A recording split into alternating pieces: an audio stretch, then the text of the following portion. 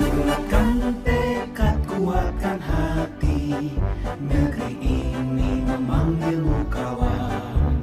Belajar, bergerak, berbagi untuk negeri, guru penggerak, majukan pendidikan.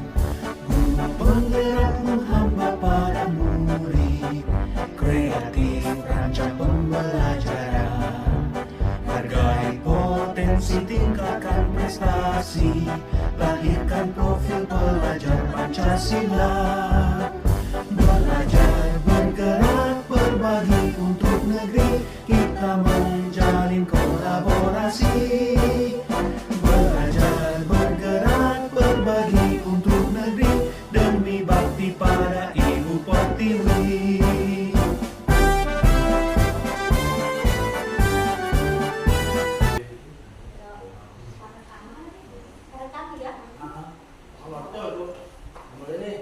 Assalamualaikum warahmatullahi wabarakatuh. Yang saya hormati Bapak Kepala Sekolah, teman-teman sejawat serta anak-anak yang saya cintai. Puji syukur kita panjatkan pada Allah Subhanahu wa taala karena atas limpahan rahmat dan hidayahnya sehingga kita bisa diberi kesempatan dan kesehatan guna untuk menghadiri sosialisasi tentang budaya positif di sekolah kita. Terima kasih ya teman-teman sejawat yang telah tulus dan ikhlas meluangkan waktunya untuk mendengarkan sosialisasi budaya positif. Salam yang berbahagia bersama.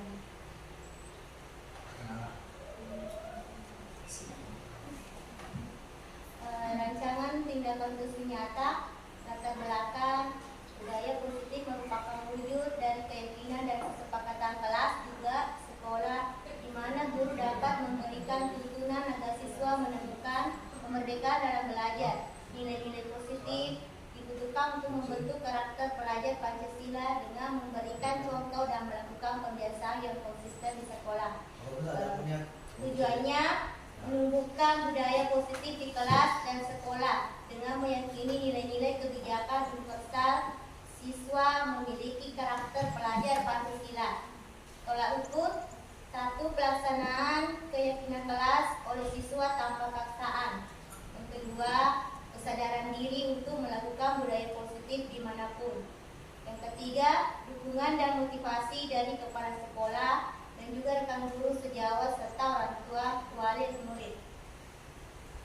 Kemudian ini masa tindakan yang akan dilakukan yaitu 1. Meminta izin kepada kepala sekolah untuk melakukan praktik baik mengenai budaya positif kepada rekan guru. Yang kedua, berdiskusi dengan rekan guru untuk memberikan praktik baik pemahaman budaya positif. Yang ketiga, membuat keyakinan kelas. 4. Menuntun, merefleksi dan mengevaluasi keyakinan kelas yang telah dibuat. Yang kelima, memberi contoh tindakan positif yang konsisten dilakukan sehingga menjadi budaya. 6. Menerapkan nilai-nilai yang mencerminkan perilaku pelajar Pancasila. Jadi dukungan yang dibutuhkan yaitu dari dukungan kepala sekolah, rekan sejawat, siswa, sarana dan prasarana dan orang tua wali siswa. Konsep inti budaya positif terdiri dari 8 yaitu pertama, perubahan paradigma belajar. Yang kedua, disiplin positif. Yang ketiga, teori motivasi perilaku manusia. Yang keempat, keyakinan kelas. 5. Hukuman dan penghargaan. 6. Kebutuhan dasar manusia. 7. Posisi kontrol guru. Dan ke-8, segitiga restitusi. Filosofi pendidikan Ki Hajar Dewantara. 1.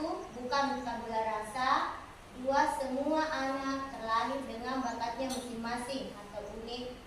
3. Budi pekerti. 4. Tugas guru menuntun bakat tersebut agar anak tumbuh dengan selamat dan bahagia. Yang kelima, guru ibarat petani, anak ibarat biji jagung. Yang keenam, kodrat alam dan kodrat zaman. Ketujuh, berpihak pada anak. Pembelajaran dengan paradigma baru.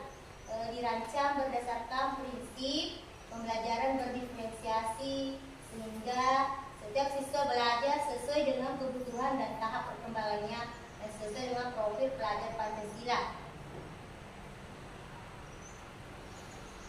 Pada pembelajaran paradigma baru, kerangka pengembangan pembelajaran bukan model yang linear namun merupakan siklus yang berkesinambungan.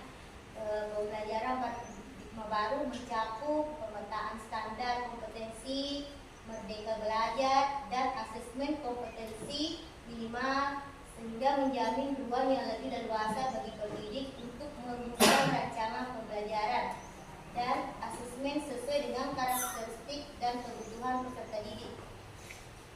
Ketiga komponen ini selaras dan saling mempengaruhi. Keselarasan inilah yang diharapkan dapat mengubah paradigma pembelajaran agar terjadi perbaikan dan pengembangan praktik pembelajaran secara berkelanjutan. Pada pembelajaran paradigma baru, profil pelajar Pancasila berperan menjadi penuntun arah yang memandu segala kebijakan dan pembaruan dalam sistem pendidikan Indonesia, termasuk pembelajaran dan asesmen. Berbahan paradigma kegiatan kepala tangan. Ini misalnya ada A dan B atau Anda dan teman Anda. Sobeklah secari kertas kecil, tuliskan benda atau sesuatu yang sangat berharga untuk Anda.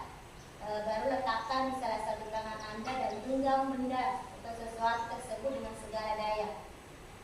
Buatlah sebuah kepalan. Teman Anda atau B akan mencoba dengan sekuat tenaga dengan berbagai cara untuk meminta Anda untuk memberikan benda tersebut. B bisa membujuk, mengancam, menghardik, merayu, menyuap apa saja agar dapat membuka kepalan tangan Anda. Apa yang terjadi? Perubahan paradigma. 1. Untuk membangun budaya positif, sekolah perlu menyediakan lingkungan yang positif, aman dan nyaman agar murid-murid mampu berpikir, bertindak dan menciptakan dengan mereka mandiri dan bertanggung jawab. 2. Lazimnya disiplin dikaitkan dengan kontrol. Dalam hal ini kontrol guru dalam menghadapi murid. Sekarang budaya positif.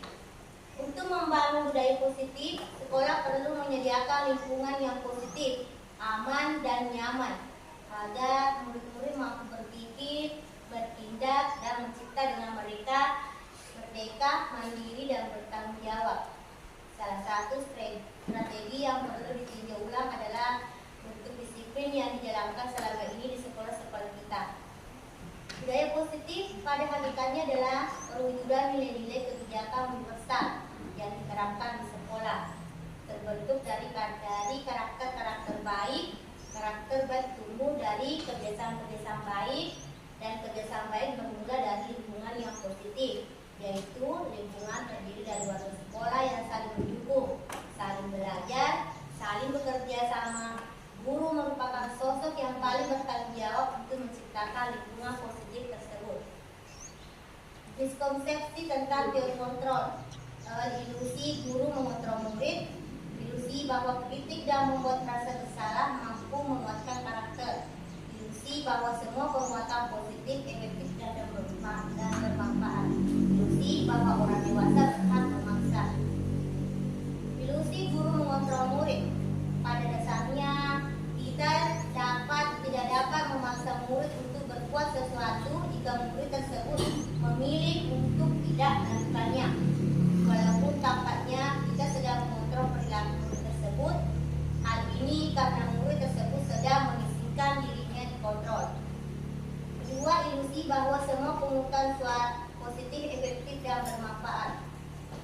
Penguatan positif atau bujukan adalah bentuk-bentuk kontrol segala usaha untuk mempengaruhi murid agar mengulangi suatu perilaku tertentu adalah suatu usaha untuk mengontrol murid tersebut.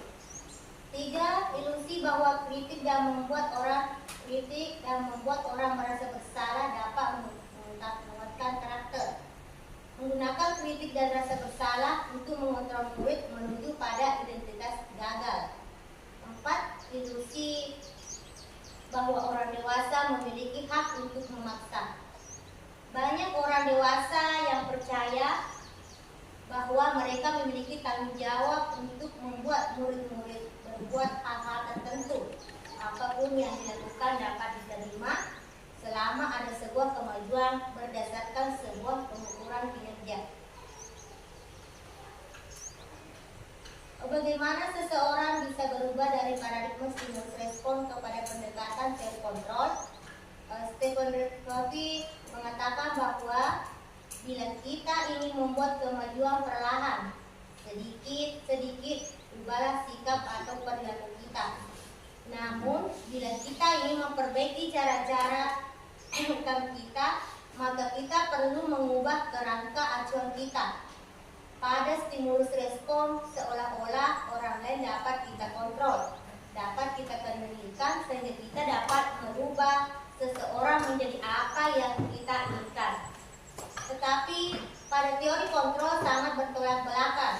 Sesuatu yang sedang kita kontrol sebetulnya tidak dapat kita kendalikan karena yang dapat mengontrol adalah diri sendiri, bukan orang lain. Mengubah paradigma stimulus respon ke pendekatan teori kontrol. Stimulus respon, kita mencoba mengubah orang agar berpandangan sama dengan kita. Teori kontrol terpilihan, kita berusaha memahami pandangan orang lain tentang dunia. Stimulus respon, perilaku buruk dilihat sebagai suatu kesalahan. Teori kontrolnya, semua perilaku memiliki tujuan. Stimulus respon, orang lain bisa mengontrol saya. Teori kontrolnya, hanya Anda yang bisa mengontrol diri Anda. Stimulus respon, pemaksaan ada pada saat bukan gagal. Teori kontrolnya, kolaborasi dan konsensus menciptakan pilihan-pilihan baru. Stimulus respon, model berpikir menang atau kalah. Teori kontrolnya, model berpikir menang. Disiplin positif. Dalam budaya kita, makna kata disiplin telah berubah menjadi sesuatu yang dilakukan seseorang pada orang lain untuk mendapatkan kepatuhan. Kita cenderung menghubungkan kata disiplin dengan ketidaknyamanan. Merupakan salah satu pendekatan disiplin diri yang memampukan seseorang untuk mengontrol perilakunya dalam kesadaran dan bertanggung jawab atas tindakannya sebagai wujud menghormati diri sendiri dan orang lain. Sebagai pendidik, tujuan kita adalah menuntun murid untuk memiliki disiplin diri sehingga mereka bisa berperilaku yang mengacu pada nilai-nilai kebijakan universal dan memiliki motivasi intrinsik bukan ekstrinsik. Apa makna disiplin? Kata disiplin sering dikaitkan dengan kata tertib, teratur, dan kepatuhan pada peraturan. Kata disiplin juga sering dihubungkan dengan hukuman, padahal itu sungguh berbeda karena belajar dengan disiplin tidak harus dengan memberi hukuman. Justru itu adalah salah satu alternatif terakhir dan kalau perlu tidak digunakan sama sekali. Ki Hajar Dewantara menyatakan bahwa untuk mencapai kemerdekaan atau dalam konteks pendidikan kita saat ini dan untuk menciptakan murid yang merdeka, syarat utamanya adalah harus ada disiplin yang kuat. Disiplin yang dimaksud adalah disiplin diri yang memiliki motivasi internal. Jika kita tidak memiliki motivasi internal, maka kita memerlukan pihak lain untuk mendisiplinkan kita. Pendekatan disiplin positif tidaklah tentang anak atau peserta didik secara langsung, tetapi tentang diri dan cara kita sendiri atau baik sebagai orang tua atau orang dewasa yang memberikan dampak dan pengaruh positif kepada anak atau peserta didik. Pendekatan disiplin positif merupakan kemampuan individual pendidik untuk mendidik peserta didik secara individual ataupun secara kelompok. Pendekatan secara individual atau kelompok perlu mendapatkan dukungan kebijakan sekolah dan peran serta pemangku kepentingan sekolah. Nilai-nilai kebajikan universal. Nilai-nilai kebajikan adalah sifat-sifat positif manusia yang merupakan tujuan mulia yang ingin dicapai setiap individu. Nilai yang disepakati bersama lintas bahasa, suku, bangsa, agama, maupun latar belakang. Contoh profil pelajar Pancasila: 1. Beriman, bertakwa kepada Tuhan Yang Maha Esa dan berakhlak mulia. Yang kedua, mandiri. 3. Bernalar kritis. 4. Berkebinekaan global. Dan 5. Bergotong royong. 6. Kreatif. Motivasi perilaku manusia untuk menghindari ketidaknyamanan hukuman, termasuk motivasi eksternal, dan untuk mendapatkan imbalan atau penghargaan, termasuk motivasi eksternal. Untuk menghargai diri sendiri, termasuk motivasi internal. Menurut Ki Hajar Dewantara, merdeka itu artinya tidak hanya terlepas dari perintah, akan tetapi juga cakap buat memerintah diri sendiri. Motivasi internal menciptakan disiplin positif dan sikap merdeka. Keyakinan kelas. Mengapa tidak peraturan saja? Mengapa harus keyakinan kelas? Perhatikan pertanyaan berikut. Mengapa kita memiliki peraturan 3M, menggunakan masker, mencuci tangan, dan menjaga jarak pada saat pandemi COVID-19? Mengapa kita memiliki peraturan harus menggunakan helm bila mengendarai kendaraan bermotor? Mengapa kita memiliki peraturan harus datang tepat waktu pada saat mengikuti pelatihan? Untuk mendukung motivasi intrinsik, kembali ke nilai-nilai keyakinan lebih menggerakkan seseorang ketika mengikuti serangkaian peraturan-peraturan. Keyakinan kelas. Keyakinan kelas adalah nilai-nilai kebajikan atau prinsip-prinsip universal yang disepakati bersama secara universal, lepas dari latar belakang suku, negara, bahasa, maupun agama.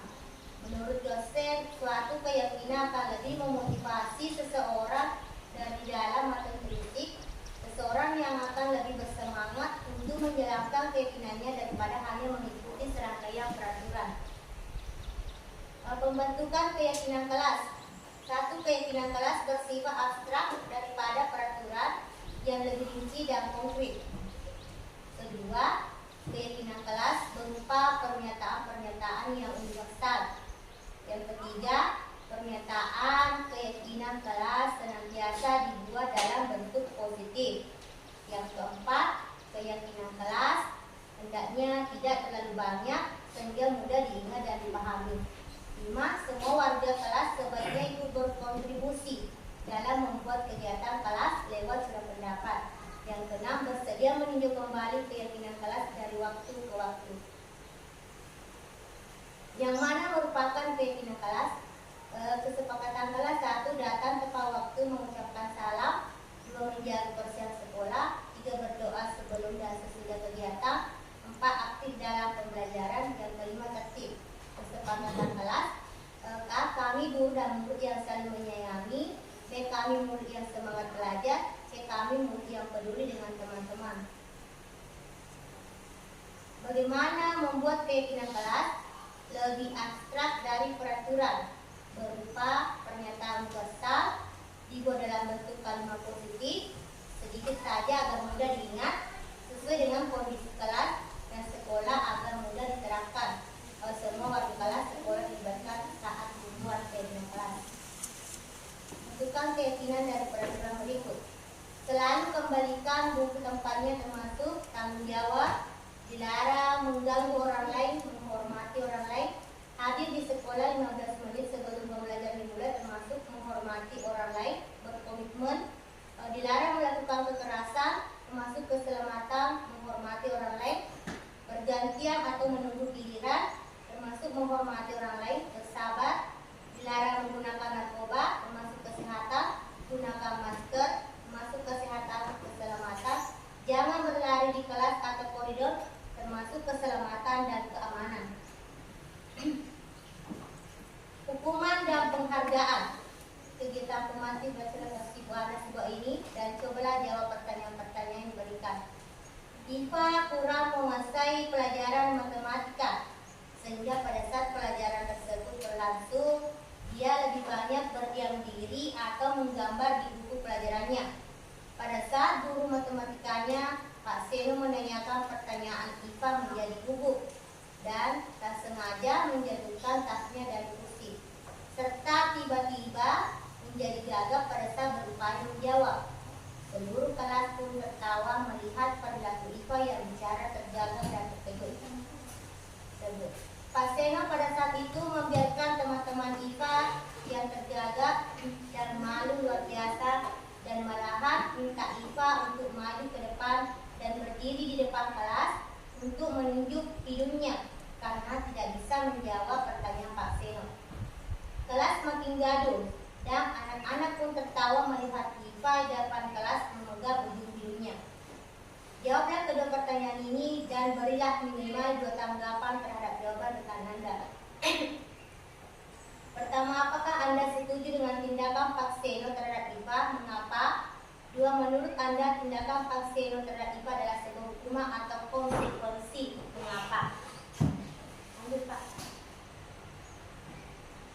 Berdasarkan kasus di atas, maka kita bisa menyimpulkan bahwa hukuman bersifat tidak terencana atau tiba-tiba. Anak atau murid tidak tahu apa yang akan terjadi dan tidak dilibatkan. Hukuman bersifat satu arah dari pihak guru yang memberikan dan murid hanya menerima suatu hukuman tanpa melalui suatu kesepakatan atau pengarahan dari pihak guru, baik sebelum atau sesudahnya. Hukuman yang diberikan bisa berupa fisik maupun psikis. Murid atau anak disakiti oleh suatu perbuatan atau kata-kata. Sementara disiplin dalam bentuk konsekuensinya sudah terencana atau sudah disepakati, sudah dibahas dan disetujui oleh murid dan guru. Umumnya bentuk-bentuk konsekuensi dibuat oleh pihak guru atau sekolah dan murid sudah mengetahui sebelumnya konsekuensi. Murid tetap dibuat tidak nyaman untuk jangka waktu pendek. Konsekuensinya biasanya diberikan berdasarkan suatu data yang umumnya dapat diukur, misalnya setelah 3 kali tugasnya tidak diselesaikan pada batas waktu yang diberikan, atau murid tersebut akan kehilangan waktu bermain dan harus menyelesaikan tugas karena ketertinggalannya. Peraturan dan konsekuensinya yang mengikuti ini sudah diketahui sebelumnya oleh murid. Sikap guru di sini senantiasa memonitor murid. Hukuman dan penghargaan. Penghargaan dan hukuman adalah 2 aspek penting dalam proses pembelajaran. Penghargaan dapat meningkatkan motivasi dan memberikan rasa percaya diri pada siswa. Sementara hukuman dapat membentuk perilaku siswa agar lebih baik dan mengurangi perilaku negatif. Seringkali hukuman dapat menciptakan rasa takut, perasaan tidak aman, dan bahkan pembalasan dalam diri individu yang menerima hukuman. Penghargaan sebagai bentuk hukuman yang membangun, yaitu penghargaan sebagai hukuman mungkin terdengar bertentangan, tetapi sebenarnya dapat menjadi alat yang kuat dalam membentuk perilaku positif, pengembangan diri dan keterampilan individu jika pemberiannya dilakukan dengan tepat. Disinilah kita memasuki konsep penghargaan sebagai bentuk hukuman yang lebih positif dan membangun. Daripada menggunakan konsekuensi negatif, kita dapat menggantinya dengan konsekuensi positif untuk mengubah perilaku. Ini bukanlah penghargaan dalam arti konvensional, di mana seseorang diberikan hadiah karena melakukan sesuatu yang baik, tetapi lebih tentang menggunakan apresiasi dan pengakuan sebagai alat untuk memperkuat perilaku positif dan membangun motivasi. Salah satu mengubah perilaku yaitu misalnya dalam konteks pendidikan. Guru dapat menggunakan pujian dan pengakuan untuk mengubah perilaku siswa yang sebelumnya tidak tertib menjadi lebih tertib. Dan hal ini penghargaan berfungsi sebagai hukuman karena dengan mengapresiasi perilaku yang diinginkan, siswa mungkin lebih cenderung menghindari perilaku yang tidak diinginkan untuk mencegah kehilangan pengakuan tersebut. Yang kedua, mengembangkan diri. Di luar pendidikan, penghargaan dapat digunakan sebagai hukuman yang membangun dalam konteks pengembangan diri. Misalnya, seorang individu yang berusaha untuk mencapai tujuan pribadi dapat memberikan penghargaan diri setiap kali mereka mencapai tonggak tertentu.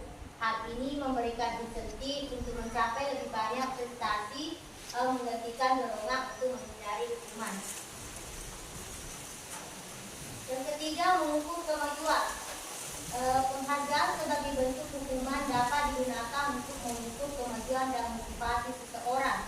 Misalnya, dalam konteks olahraga, atlet mungkin mendapat pengakuan atau penghargaan jika mereka mencapai target latihan mereka. Ini dapat menjadi hukuman yang membangun yang memberikan dorongan tambahan untuk mencapai target. Penghargaan sebagai bentuk hukuman adalah konsep yang memungkinkan kita untuk melihat hukuman dari sudut pandang yang lebih positif daripada mengandalkan konsekuensi negatif atau ketakutan. Penghargaan sebagai hukuman memungkinkan kita untuk menggunakan apresiasi pengakuan dan motivasi sebagai alat untuk mengubah perilaku, mengembangkan diri, dan mengukur kemajuan. Ini menunjukkan bahwa dalam kasus tertentu hukuman tidak selalu harus bersifat negatif, melainkan dapat memainkan peran yang konstruktif dalam memotivasi dan membangun individu.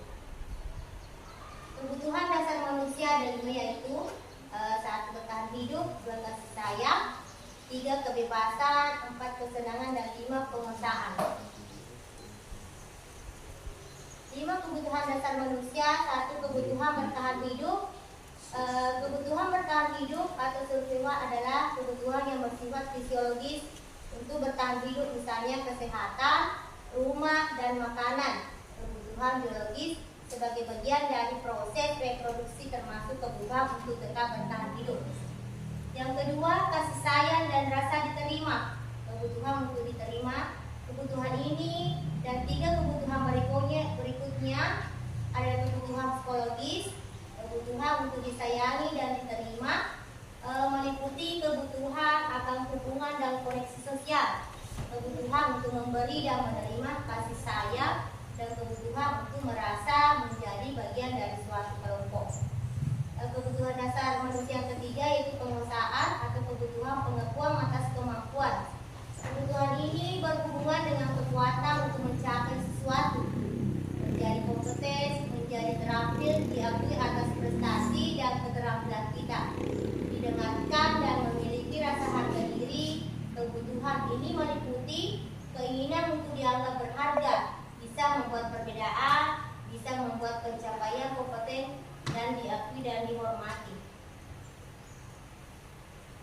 Kebutuhan yang keempat yaitu kebebasan, kebutuhan akan pilihan. Kebutuhan untuk bebas adalah kebutuhan akan kemandirian, otonomi, memiliki pilihan dan mampu mengendalikan arah hidup seseorang. Anak-anak dengan kebutuhan kebebasan yang tinggi menginginkan pilihan.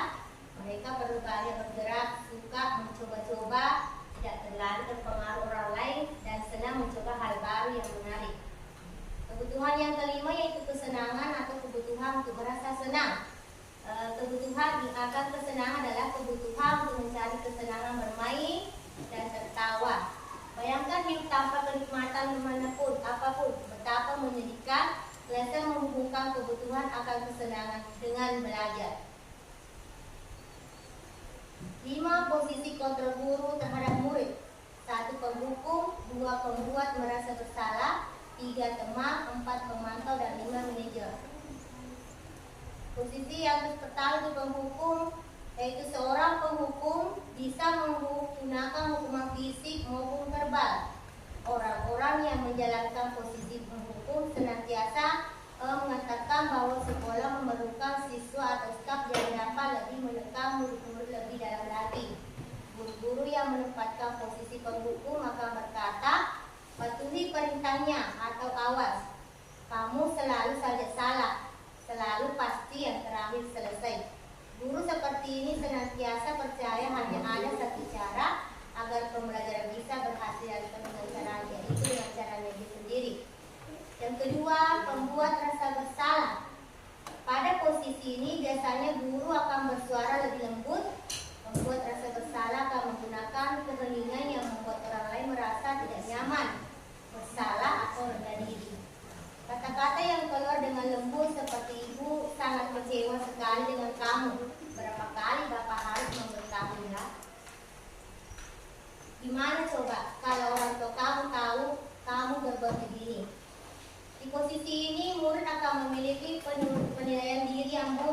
akan diri mereka, murid merasa tidak berharga dan telah mengecewakan orang-orang yang disayanginya. Kemudian yang ketiga, guru pada posisi ini tidak akan menyakiti murid, namun akan tetapi berupaya mengontrol murid melalui persuasi. Posisi pada teman pada guru bisa negatif ataupun positif.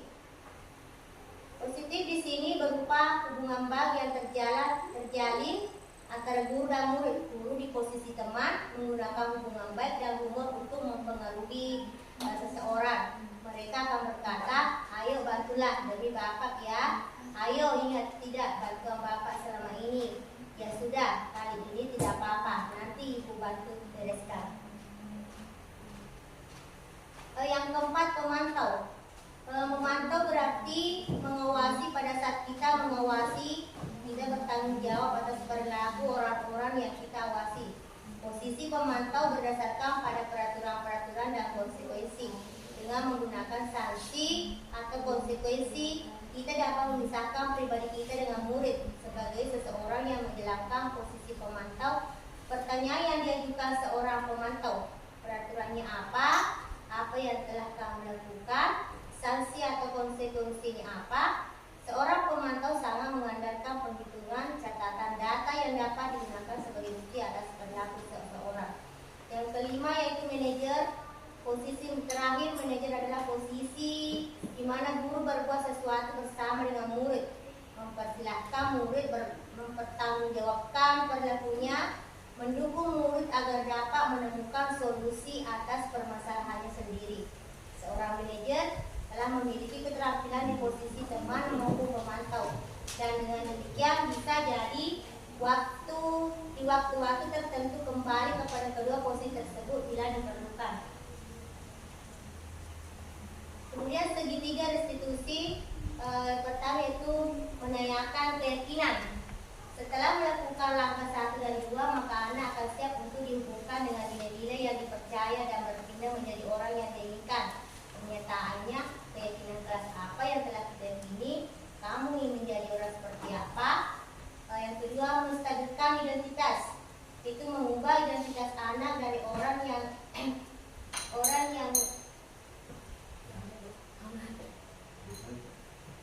karena melakukan kesalahan menjadi orang yang sukses.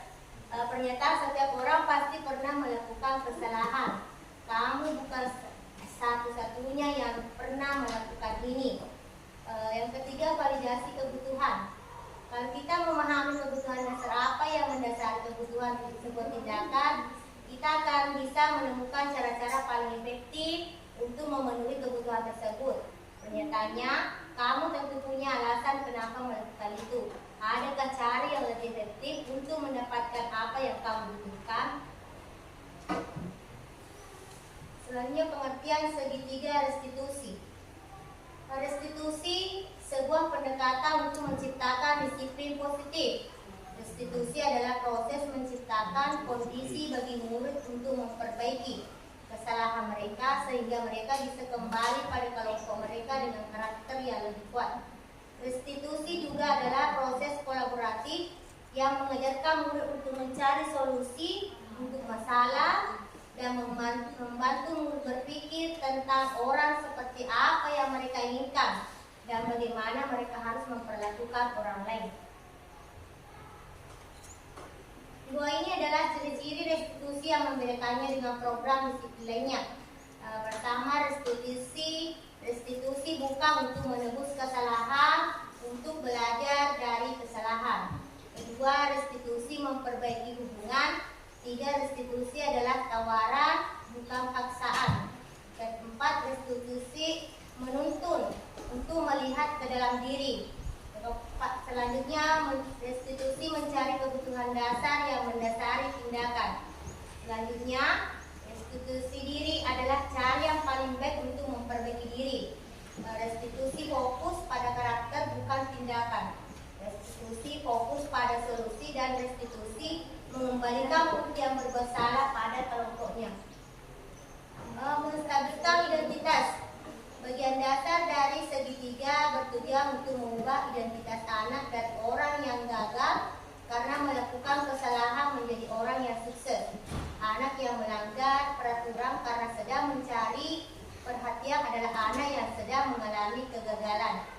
Dia mencoba untuk memenuhi kebutuhan dasarnya, namun ada menturannya.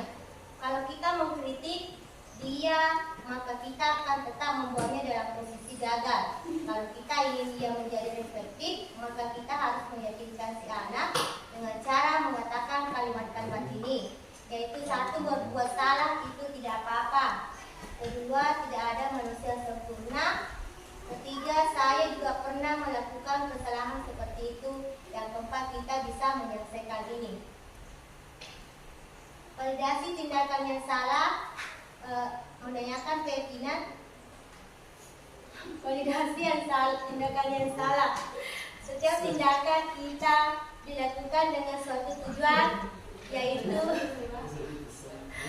memenuhi kebutuhan dasar. Kalau kita memahami kebutuhan dasar apa yang mendasari sebuah tindakan, kita akan bisa menemukan cara-cara paling efektif untuk memenuhi kebutuhan tersebut. Menurut teori kontrol, semua tindakan manusia baik atau buruk pasti memiliki maksud tujuan tertentu.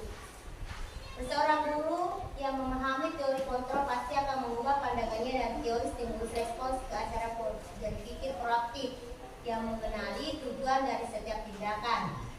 Kita mungkin tidak suka sikap seorang anak yang terus-menerus merengek, tapi bila sikap itu mendapat perhatian, maka itu telah memenuhi kebutuhan anak tersebut.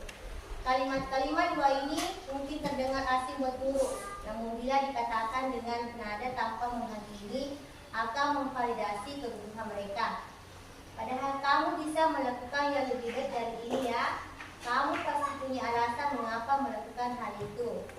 Kamu patut bangga pada dirimu sendiri karena kamu telah melindungi sesuatu yang penting buatmu. Kamu boleh mempertahankan sikap itu, tapi kamu harus menambahkan sikap yang baru.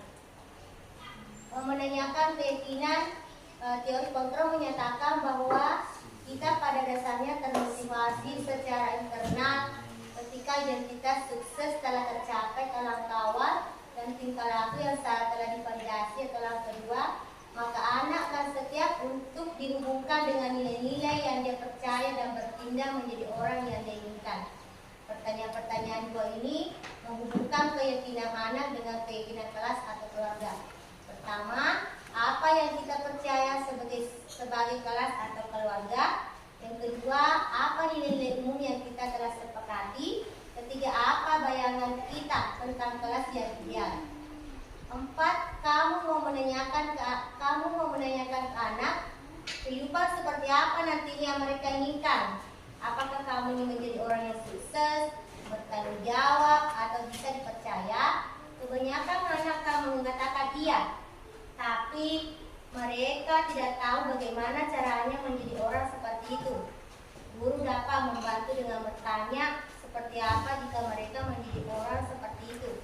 Ketika anak sudah mendapat gambaran yang jelas tentang orang seperti apa yang mereka inginkan, guru membantu anak-anak tetap fokus pada gambaran tersebut. Mari belajar bersama, berkolaborasi, saling mendukung demi mewujudkan disiplin positif di sekolah. Kita sehingga dapat menciptakan karakter profil pelajar. Belajar bahwa murid itu adalah sentra pembelajaran. Kita ini hanya fasilitator. Kita akan menuntun anak-anak kita untuk mencapai untuk mencapai kebahagiaan dan keselamatan sesuai dengan kontrak dan zamannya. Langkah kecil yang akan saya lakukan. Bismillahirrahmanirrahim. Assalamualaikum warahmatullahi wabarakatuh. Yang terhormat Ibu Kepala Sekolah, yang kami hormati Bapak-bapak dan guru-guru serta anak-anak sekalian yang saya cintai. Mari kita mengikuti materi yaitu aksi nyata topik 1 Plafon Merdeka Belajar.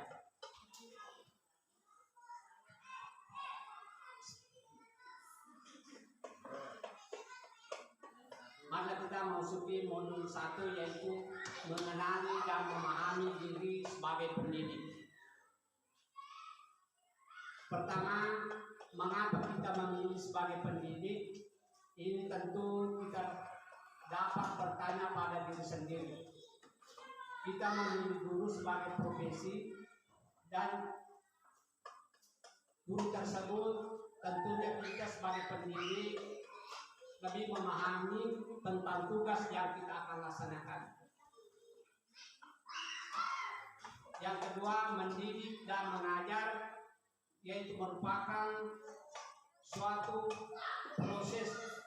Sebagian dari pendidikan itu, pengajaran merupakan secara menyampaikan ilmu atau manfaat bagi hidup anak secara lahir dan batin.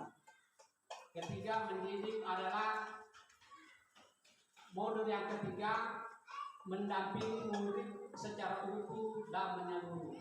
Cara mendidik dan mengajar harus menyelesaikan dengan keadaan alam dan kodrat perubahan zaman pada murid. Pembelajaran yang berpihak pada murid adalah dengan atas recall, kontinu, konvergen, dan konsentrasi. Modul yang keempat, mendidik dan melatih kecerdasan budi pekerti. Budi pekerti adalah hasil bersatunya gerak pikiran, perasaan, dan kehendak sehingga menunjukkan suatu tenaga. Budi pekerti merupakan perpaduan antara cipta rasa dan karsa. Modul yang kelima, pendidikan yang mengantarkan keselamatan dan kebahagiaan. Setiap murid memiliki kodrat kekuatan potensi masing-masing. Mendidik adalah menuntun murid untuk selamat dan bahagia. Sistem Amon dapat memberikan contoh kepada murid agar dapat tumbuh dan berkembang dalam sasaran batin yang merdeka, baik dalam kodrat alam dan kemerdekaan murid. Fungsi pendidikan yang akan mengantarkan murid agar siap hidup dan memberikan kepercayaan kepada murid bahwa di masa depan mereka akan mampu mengisi samanya demi mencapai keselamatan dan kebahagiaan. Umpan balik dan paparan yang disampaikan sebelumnya, saya berpikir bahwa pembelajaran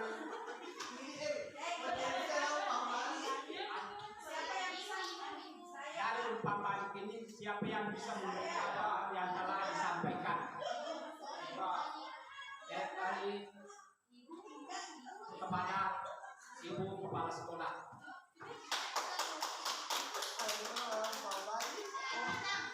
Terima kasih kesempatan yang diberikan. Setelah saya mencermati pemateri mulai dari awal, mulai dari modul 1 sampai modul 5. Ya, di sini saya bisa menarik kesimpulan bahwa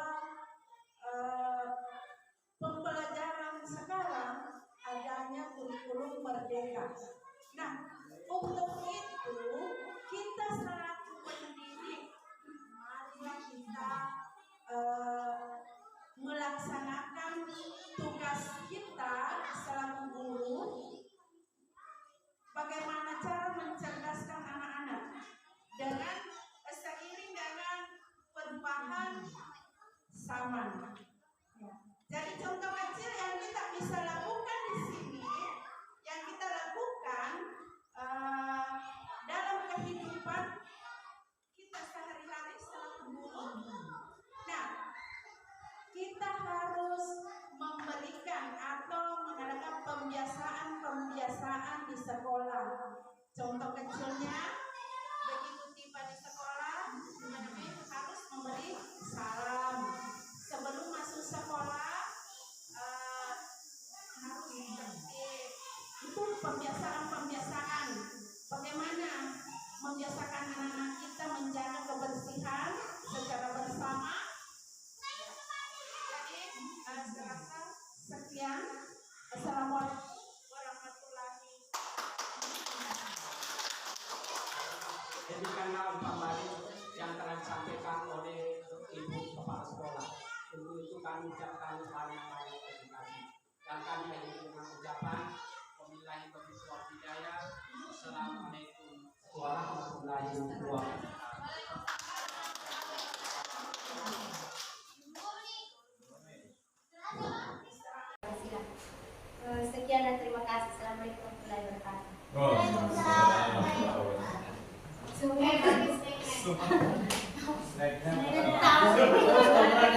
Tapi dong, tapi kan. Papi. Mana asli nanti mana?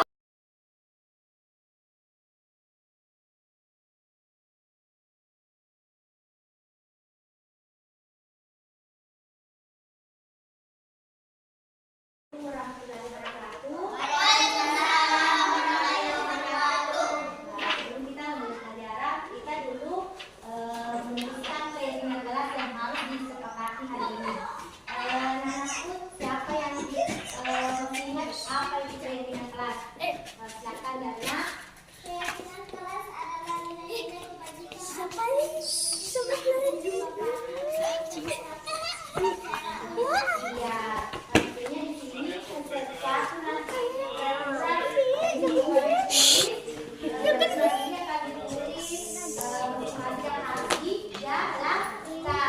apa yang ditulis pada keyakinan kelasnya akan nanti ditulis di atas dan harus dipatuh dijelaskan. Harus semuanya harus buat ya. Dan nanti saya akan bagikan kertas. Nanti di sini akan ditulis apa keyakinan kelas yang akan dibuat ya.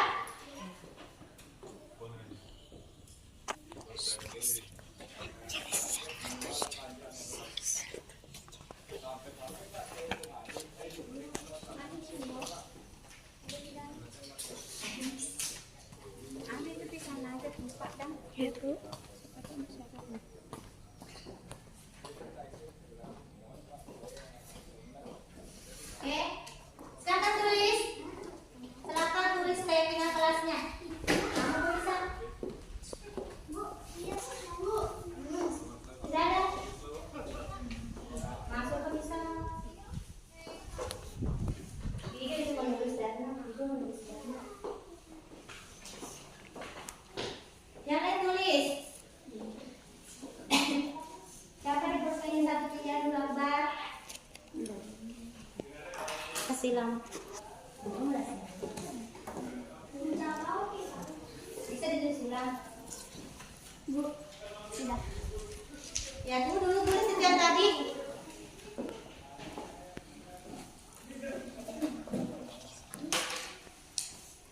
Sudah? Ya, tulis sekarang, Kak.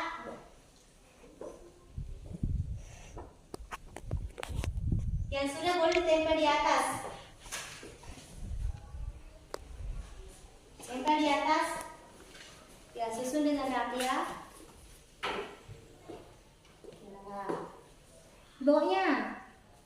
Ya. Yang melengket kan? Apa lagi?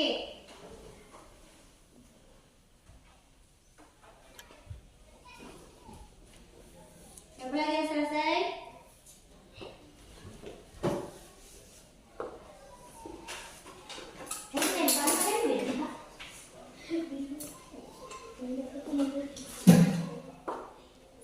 Sudah siapa lagi?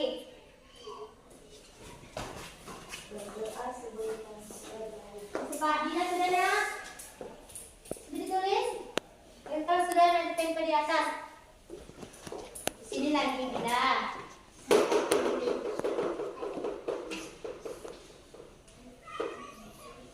Tempel siapa lagi belum?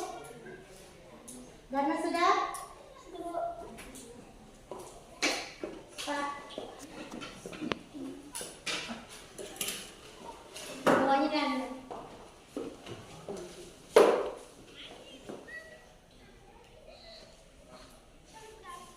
ya sudah. Akbar, yuk.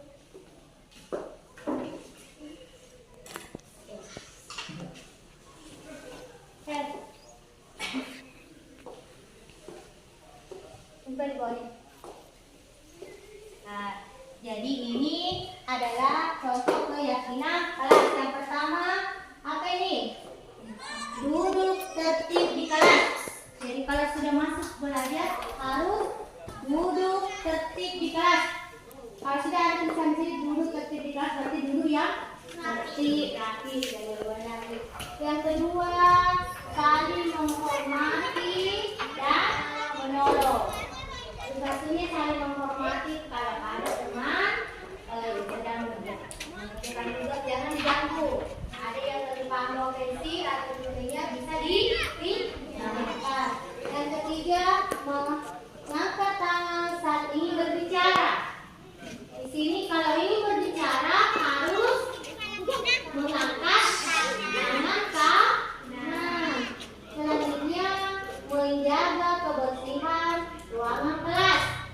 Ruangan kelas harus bersih, tidak boleh ada sampah. Selanjutnya menjaga kebersihan kelas, disiplin datang tepat waktu. Kalau jam masuk jam 7.15, jadi di depannya harus berapa jam berapa harus datang?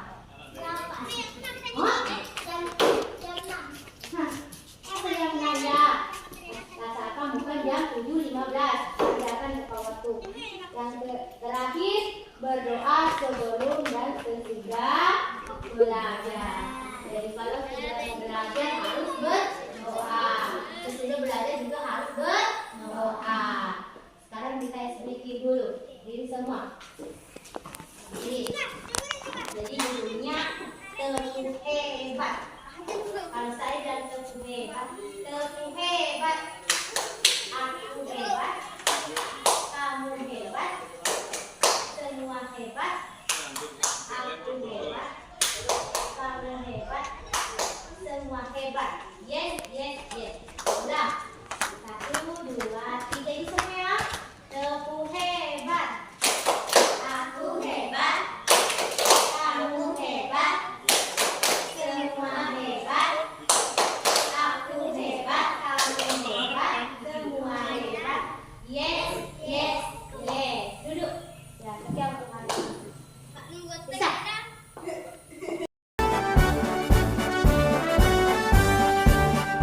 Bulatkan tekad, kuatkan hati. Negeri ini memanggilmu kawan. Belajar bergerak berbagi untuk negeri. Guru penggerak majukan pendidikan. Guru penggerak menghamba pada murid. Kreatif rancang pembelajaran. Hargai potensi, tingkatkan prestasi. Lahirkan profil pelajar Pancasila. Belajar bergerak berbagi untuk negeri. Kita menjalin kolaborasi. Belajar bergerak berbagi untuk negeri. Demi bakti pada Ibu Pertiwi. Belajar bergerak berbagi untuk negeri. Kita menjalin kolaborasi. Belajar bergerak berbagi untuk negeri. Demi bakti pada Ibu Pertiwi. Demi bakti pada Ibu Pertiwi.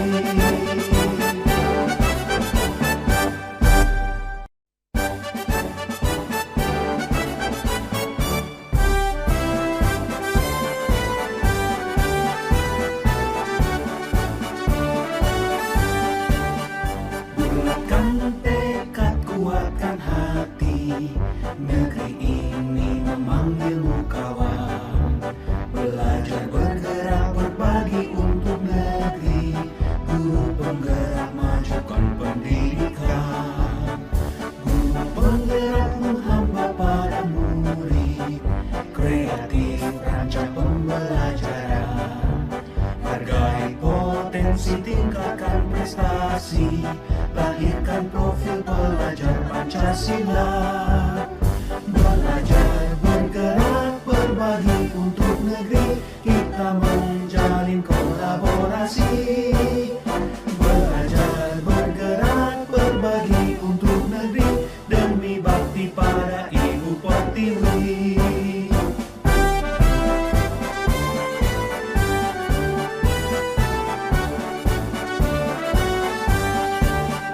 Bulatkan tekad, kuatkan hati.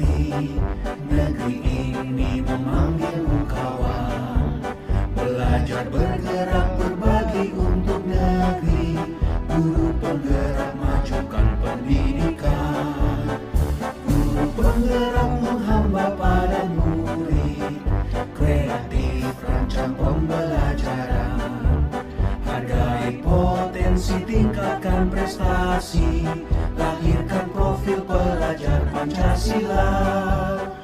Belajar, bergerak, berbagi untuk negeri, kita menjalin kolaborasi.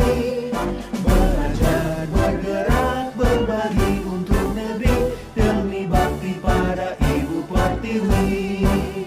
Belajar, bergerak, berbagi untuk negeri, kita menjalin kolaborasi. Belajar, bergerak, berbagi untuk negeri, demi bakti pada Ibu Pertiwi. Demi bakti pada Ibu Pertiwi.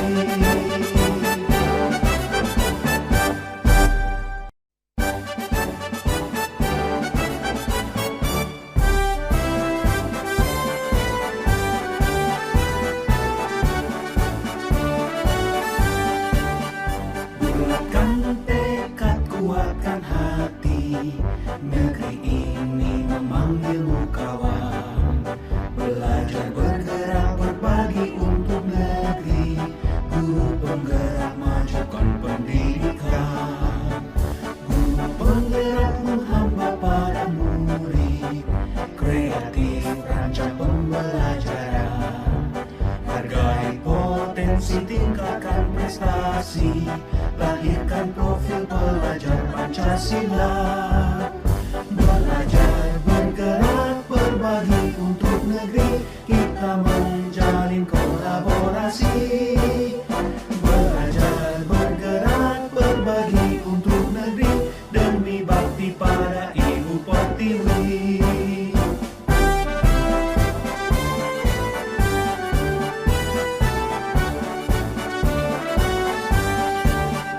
Bulatkan tekad, kuatkan hati, negeri ini memanggilmu kawan. Belajar, bergerak, berbagi untuk negeri, guru penggerak, majukan pendidikan. Guru penggerak menghamba pada murid, kreatif rancang pembelajaran. Hargai potensi, tingkatkan prestasi, lahirkan profil pelajar Pancasila. Belajar, bergerak, berbagi untuk negeri, kita menjalin kolaborasi. Belajar, bergerak, berbagi untuk negeri, demi bakti pada Ibu Pertiwi. Belajar, bergerak, berbagi untuk negeri, kita menjalin kolaborasi. Belajar, bergerak, berbagi untuk negeri, demi bakti pada Ibu Pertiwi. Demi bakti pada Ibu Pertiwi.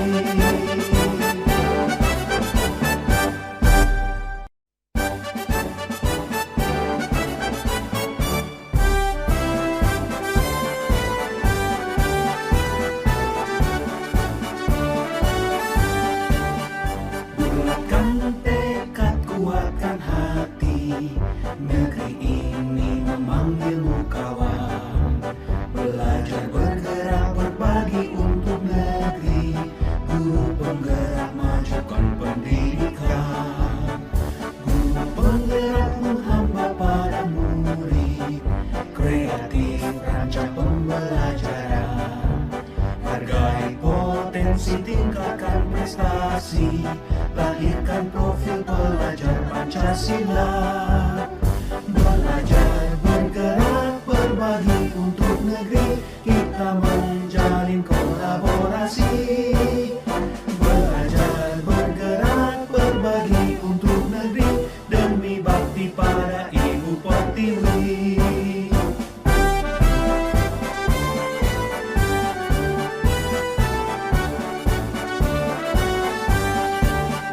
Bulatkan tekad, kuatkan hati,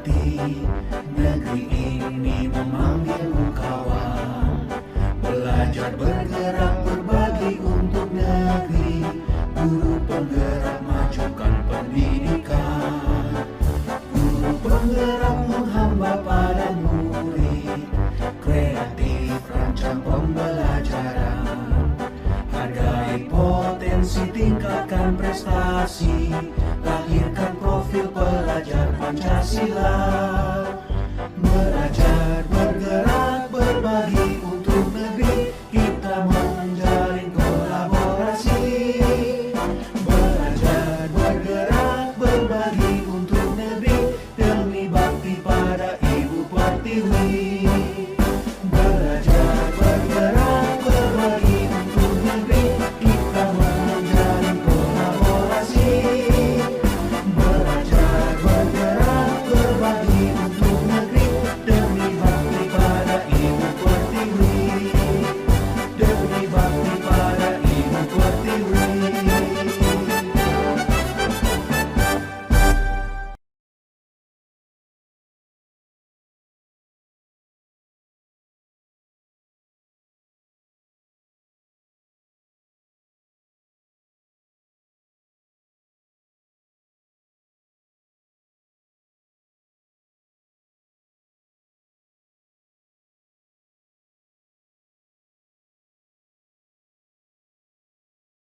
Assalamualaikum warahmatullahi wabarakatuh. Nama saya Anissa Nurwalia, siswa dari SDN 241 Adagange. Ibu Hasniar adalah guru yang kreatif dalam memberi pelajaran. Ibu guru kami, Ibu Hasniar, jangan bosan-bosan mengajari kami.